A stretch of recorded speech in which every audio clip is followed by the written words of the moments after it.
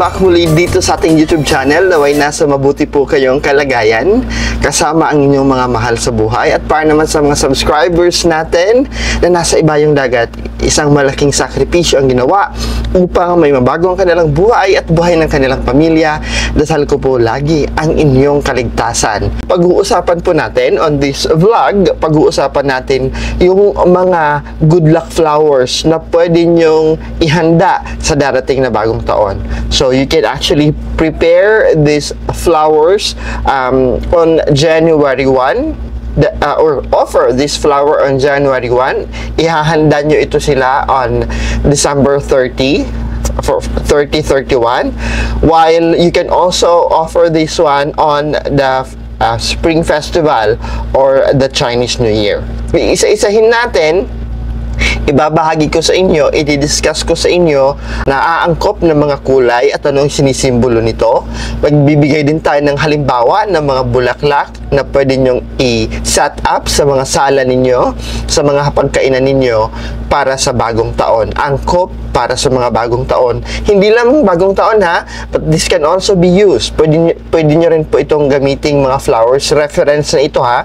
Itong kaalaman na maibibigay ko sa inyo ngayon ay pwede nyo rin po itong gamitin on a house blessing. Pwede nyo rin po itong gamitin on a business opening, because ang pinag-uusapan natin ay mga masaswerteng bulaklak na pwede nating i-ready sa mga buffet table natin, sa mga sala natin, sa mga lobby ng mga business natin o sa negosyo natin. Unang-una ay piliin din natin ang tamang kulay ng mga bulaklak. Pinakaunang konsiderasyon na dapat isaisip natin ay ang pagpili ng tamang kulay ng mga bulaklak na ilalagay natin sa florera, sa flower vase natin, o anumang lalagyan na mayroon tayo na isa-set up natin sa hapagkainan natin, sa buffet area natin, sa sala set natin, sa tindahan natin, o di naman kaya sa lobby ng ating mga opisina o sa opisina mismo natin.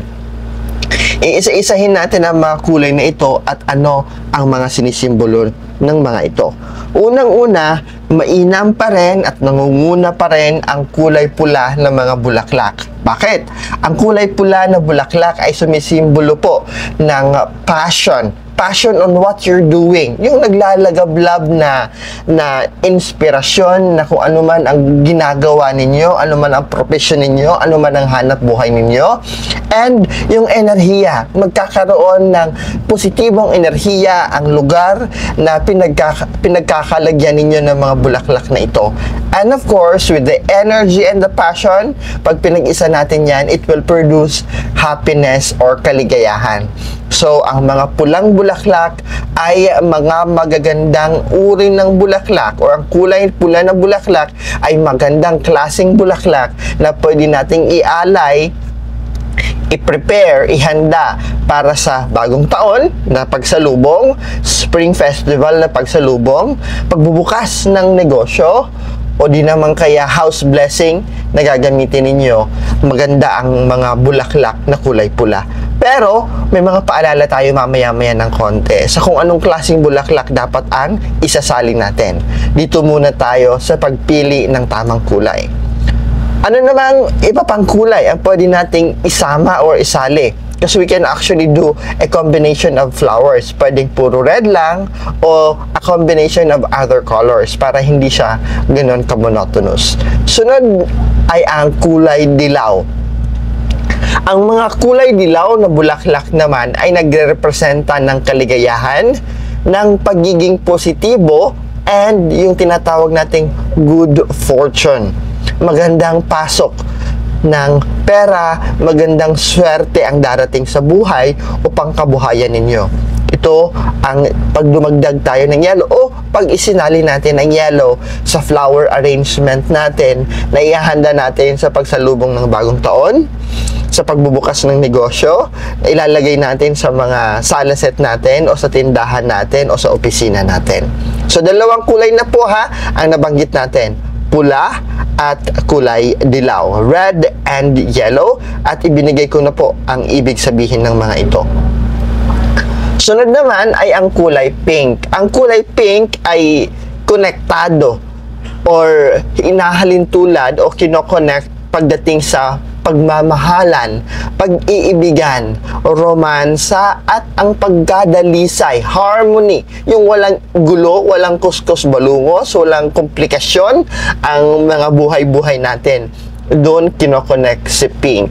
Alright? So, ibig sabihin, pwede po natin gamitin ang mga kulay pink na mga bulaklak. Hindi lamang ito pang Valentine's Day, but it can be used on New Year, sa pagsalubong ng bagong taon, sa flower arrangement natin. It can be used on business opening. It can be used on mga mahalagang event na pwede nyong ilagay sa inyong opisina, sa inyong mga buffet table, sa inyong mga sala o mga lobby ng inyong mga building. Another ay puti. Yes, ang puti po ay isa rin sa mga masuswerteng bulaklak na pwede nating ikonsidera kapag pumipili tayo ng kulay ng mga bulaklak na isasama natin sa ating flower arrangement sa pagsalubong ng bagong taong 2026. Ang kulay puti kasi ay sumisimbolo ng malinis, purity, pagiging klaro at bagong simula. Since we wanted to have a new start, a fresh start, ang magandang simula ang minimithi natin lahat. Kaya naman, a white flower can be added into our flower arrangement na mayroon tayo as we prepare for the new year na paparating. So friends, when we prepare our flowers, okay lang ba na isang kulay lang ang gagamitin namin? Depende po sa ano ang gusto nyong ma-invite sa inyong buhay. Kaya binibigay ko yung mga simbolismo, yung mga meaning ng mga bulaklak na yan, because kayo ang magde-decide mamaya-maya ng konti kung alin dito sa kombinasyon ng mga bulaklak na ito ang isasali o isasama ko depending on what I wanted to invite sa bagong taon. Purple ay kasali rin po. Ito ay nagre-representa ng spirituality, ng katalinuhan, and the intuition. But I would like to suggest also when we make use of a purple, pag gumagamit tayo o gagamit tayo ng kulay purple na mga bulaklak, dapat hindi dominating. Dapat hindi siya yung mas marami. Dapat ang purple ay just for an accent. Okay? Because purple also is actually a representation of death.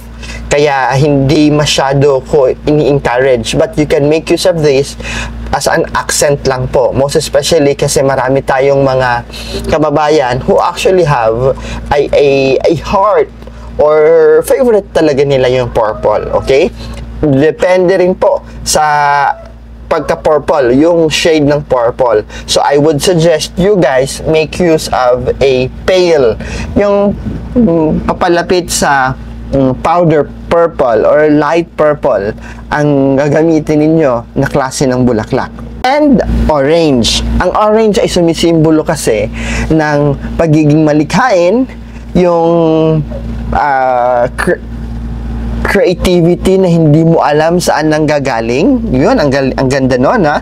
Even though na hindi ka ganon ka-creative, nagiging creative ka bigla, mas nailalabas mo yung pagiging malikhain mo, enthusiasm, yung pagpupunyagi kung ano man gusto mong matapos, and the vitality that you wanted to embrace. Kaya maganda rin po na samahan natin ng kulay orange ang flower arrangement natin. O di naman kaya, orange in general is a good color of flower na pwede nating i-serve, ihanda para sa bagong taon o pagbubukas ng ating mga negosyo. Ngayon, naibigay ko na ang iba't ibang uri ng kulay na pagpipilian ninyo at ang mga kahulugan nito. Depende sa kung ano yung pangangailangan ninyo, depende sa kung ano ang gusto nyong mahikayat, ma-attract. Ngayon naman, pag-uusapan natin saan pwede ilagay o i-arrange yung mga bulaklak na ito. Kung gusto nyong ma-attract yung abundance and prosperity, masaganang buhay, maraming papasok na pera, financial opportunity, lalago ang kayamanan ninyo at ang pangkabuhayan ninyo, so pwede kayong maglagay ng mga flower arrangement ayon sa color na ibinigay ko kanina sa southwest na bahagi ng inyong tahanan. It could be on your sala, or it could be on your dining area, or it could be on your office or sa negosyo ninyo. Southwest po ha, kung gusto nating mahikayat ang kasaganahan, marami pang perang darating, opportunity pagdating sa negosyo at tagumpay. Finances, financially or sa aspeto ng kayamanan, ang tagumpay na gusto nating makamit. Ito yun ang direksyon na gagamitin natin. While, kung gusto natin maging maganda ang ating relasyon sa pamilya, relasyon sa opisina, sa mga katrabaho, sa mga empleyado, relasyon sa paligid natin, kasama na ang mga taong araw-araw nating kahalubilo, we can actually place a flower arrangement sa west na bahagi ng ating opisina, ng ating tindahan, ng ating negosyo, o ng ating mga sala.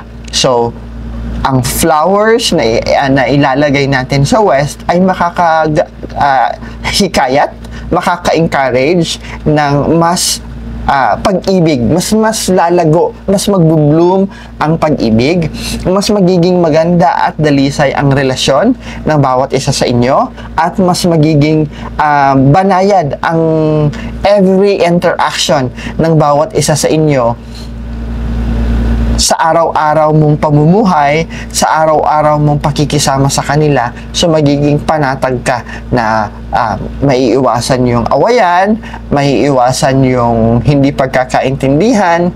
Ganon po ang kahalagahan ng paglalagay ng mga bulaklak on the west ng ating tahanan. Sa gitna naman ng ating tahanan, ng ating espasyo, gitna ng sala natin, ng opisina natin, ng tindahan natin, if you wanted to promote a well-being and vitality, yung magandang pangangatawan, magandang kalusugan, so we can actually place a flower on the health area sa gitna, sa gitnang bahagi ng ating sala, ng ating dining area, ng ating reception, o di naman kaya ng lapi. Ito yung mga paalala po ha, ito yung mga mahalagang paalala. Nakapili na kayo ng kulay ng bulaklak, o di naman kaya ng color combination na gusto ninyo. Nahanap nyo na yung mga lokasyon o area na kung saan kayo ay maglalagay ng mga bulaklak sa darating na bagong taon, sa Spring Festival o Chinese New Year, o di naman kaya sa business opening ninyo, o on a daily basis or on a weekly basis maglalagay kayo ng flower. Unang-una, napaalala ko po, siguraduhin na fresh flower ang dapat nyong gamitin. Fresh and healthy flower. Never or avoid using yung papunta ng nalalanta na ang flower, papunta ng dry yung flower. Okay? Bakit po, Sir Franz, na iwasan natin at dapat talagang fresh ang mga flower? Because ito'y magdadala ng stagnant na enerhiya. Ito'y magdadala ng negatibong enerhiya sa espasyo o sa lugar na iyong pagkakalagyan ng flower arrangement mo. Another na paalala, i-make sure nyo din po na papalitan araw-araw ang tubig ng flower vase ninyo. So keep the water clean and change the water regularly sa flower vase ninyo to maintain na fresh ang flower, to maintain na maganda at matingkad ang mga kulay nito, to maintain na blooming at healthy looking ang mga bulaklak na nasa florera ninyo. And by the time na nararamdaman at nakikita nyo na medyo on the first day, okay pa, lahat fresh. On the second day, lahat fresh. On the third day, paunti-unti meron ng mga na-dry, na-weather, okay? Nauugan na yung ibang flower o nalalanta na yung ibang flower. So, you pick yung lanta ng flower, you remove it from the group. Dapat gagawin natin ganon, tinatanggal natin. Iiwan lang natin yung mga magaganda at healthy looking na mga fresh flower. Isa rin sa dapat i-consider natin ay ang pagpili ng flower vase o yung lagayan mismo ng flower. Okay? Ito ay mayroong impression. This creates also an impact on your arrangement. The bigger the space, the bigger the vase and the flower arrangement. Pakatandaan nyo po yan ha. Kung mas malaki ang inyong tahanan, mas malaking vase, mas malaking flower arrangement. Kung mas malaki ang inyong building, mas malaking vase, mas malaking flower arrangement. Kung mas malaki ang inyong opisina, mas malaking vase, mas magandang at malaking flower arrangement. And kung mas maliit na lugar, mas doon. You adjust also. Mas maliit din po ang vase and flower arrangement. And then, sa uri ng flower vase na pagkakalagyan ninyo, halimbawa, mas maganda that you are going to choose mga soft and soft edges, soft ang shape ng flower vase ninyo. Pwedeng pa-oblong o pwedeng pabilog. Because oblong or pabilog, this represents harmony. Yung walang sharp corner, alam mo yung walang mga matutulis na sulok yung vase ninyo. Napakaganda if you are going to choose such type of flower vase. Kasi ang mga square or rectangular naman na flower vase, although iba naman ang impression nito, but I always use, ginagamit namin always is yung pa-oblong or pabilog. While France, katanungan, ano naman ang sinisimbolo kung square or malapit sa square or rectangle yung vase namin? Ito naman ay hindi ganun kasama. But however, it symbolizes din po stability and grounding kasi balance siya. It has corner. Ganon. Sa pagpili po ninyo ng bulaklak, napakahalaga, iwasan ninyo na may tinik ang bulaklak. In Feng Shui, ang matinik o may mga tinik na mga bulaklak is considered as negative because they can bring harm. This symbolizes harm. This symbolizes sharp. Okay, matulis. Na puputulin nito ang tuloy-tuloy na daloy sana ng good energy and swerte sa inyong espasyo, sa inyong opisina, sa inyong negosyo. So, mas maganda that iiwasan natin yung mga may tinik na mga bulaklak. Iwasan din natin yung mga dried na uuso ngayon sa flower arrangement. Alam nyo yung totoo silang bulaklak pero pinatuyo, pinadry na bulaklak. So, it doesn't produce any good energy. Kaya wag natin gagamitin ang mga pinatuyo o di naman kaya plastic na bulaklak because it doesn't promote positive energy, it doesn't invite good energy as well. Okay? Ngayon, bibigyan ko po kayo ng mga halimbawa ng mga lucky flowers para sa bagong taon. Pwede na rin po ito, reference din po ito ninyo as you prepare also for business opening. Pwede rin po ito gamitin for business opening. Peony are actually good flowers. I don't know in your areas, in your cities, kung may mga mahanap kayong peony, but I was able to find actually peonies at ang gaganda. So it comes and it has parang 3D flower from pink on the center, faded pink hanggang sa dark na pink. So it has its shade of color. So maganda po ang peony. Orchids are also a very good flowers na we can consider na isali on the arrangement as we wanted to attract at tagumpay and prosperity sa bagong taon. And lily or lilium, scientific name lilium. So lilies are actually good na isasali natin on the flower arrangement na gagawin natin for the upcoming new year o business opening. And of course, ang napakaganda at very nakakapagbigay ng positive aura, a sunflower. Kaso nga lang, may seasonability ang sunflower. On rainy season, walang masyadong sunflower. Kung meron man, ito yung imported na klase ng sunflower. However, nagiging mahal na yung sunflower on that season. Although on the new year, on December 30 or sa huling linggo ng December, hindi ganun kamahal ang mga flowers kasi usually flowers are expensive sa panahon sa paparating na November 1 and 2. That is for fiesta ng mga yumao nating mga mahal sa buhay, undas, o at on the season of love or Valentine's Day. Ito yung mga season na talagang talagang angat na angat ang presyo ng mga bulaklak. But on the December or the Chinese New Year na season, hindi ganun stable ang presyo kasi walang masyadong bumibili ng mga flowers. Maliban lang sa mga taong who are practicing feng shui like us and who wanted to embrace swerte gamit ang mga bulaklak, paunti-unti dadami ang bibili ng mga bulaklak. Daffodil are also good flowers. Yun nga lang, ang disadvantage ko lang ni daffodil, kung nakaputol siya, hindi siya yung buhay na halaman, madali siyang malanta, madali siyang ma-dry. So, mas mainam kung magtatanim na lang tayo ng daffodil at mailap itong klaseng bulaklak, may kamahalan din. But again, daffodils are good example of flowers na humahatak ng swerte sa buhay natin. Plum blossom, kaya naman on Japan and China, they would usually have this as part of their decorations sa mga mahalagang selebrasyon.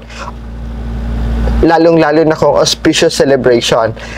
Wala tayo nito sa Pilipinas. I don't know if there are flower shops na nag-i-import na nito, but wala tayo masyado. Wala akong nakitang plum blossom. It could be may plum blossom pero imported or a different variety that survived na piniship sila dito sa Pilipinas. But Japan, Korea, and China, ito sila. They would really have this one on auspicious events sa buhay nila. And of course, ang walang kamatayan, chrysanthemum. So, chrysanthemum comes with different varieties of color na pwede nyong gamitin, and at the same time, wala rin toong tinik ang mga chrysanthemum.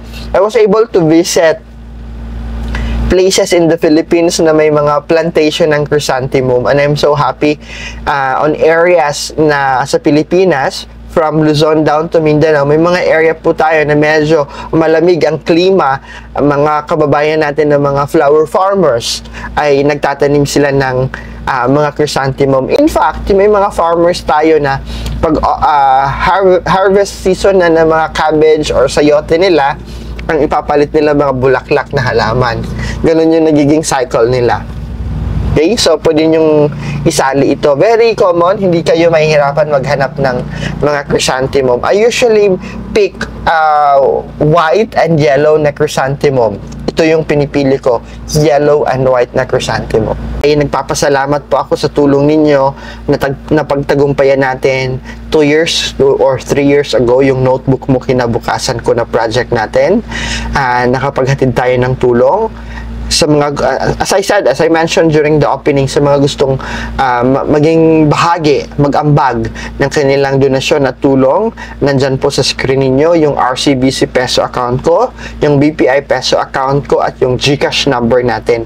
Yung GCash number po natin, paalala ko lang, hindi po yan natatawagan or it doesn't receive calls because it's only intended for the GCash purposes only po.